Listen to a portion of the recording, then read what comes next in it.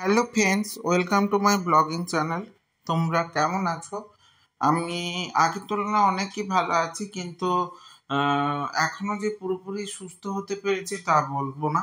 তো তার মধ্যেই তোমাদেরকে আজকে কিন্তু দেখিয়ে দেব একটা শ্যুটের ভিডিও।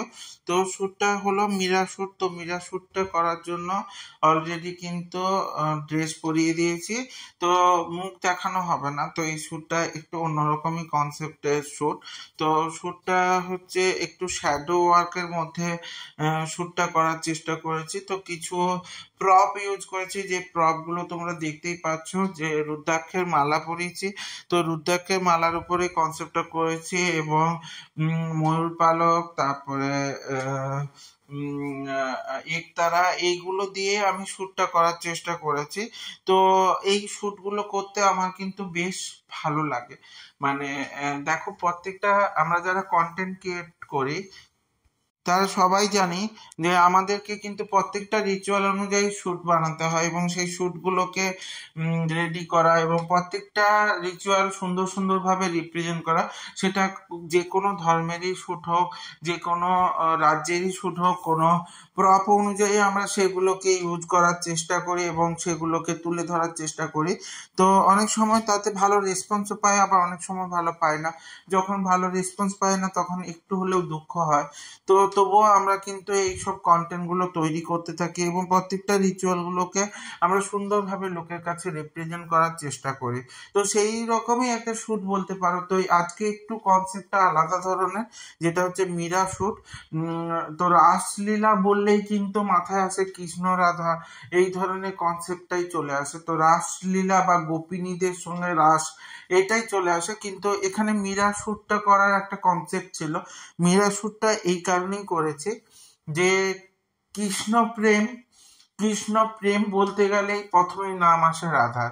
তো রাধার থেকেও আমার মতে, আমার পার্টিকুলার নিজের মতে কিন্তু কৃষ্ণের প্রতি প্রেমে রাধার থেকেও নিঃস্বার্থ প্রেম করে গেছে হচ্ছে মীরা, যে কিন্তু কৃষ্ণকে কোনোদিনই পায়নি, অথচ সবকিছু ত্যাগ করে দিয়েছিল, সবকিছু শখ আহ্লাদ ঐশ্বর্য সবকিছু বিসর্জন দিয়ে দিয়েছিল কিন্তু মীরা।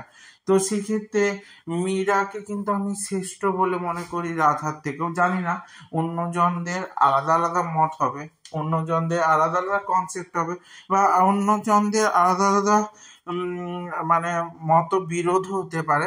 কিন্তু আমার মতে পার্টিকুলার, আমি কারোর সঙ্গে কোনো লড়াইয়ে যেতে চাই না, আমার নিজের মতে আমি কিন্তু কৃষ্ণ প্রেমের ক্ষেত্রে সবার প্রথমে প্রাধান্য দেব কিন্তু মীরাকে। কেন?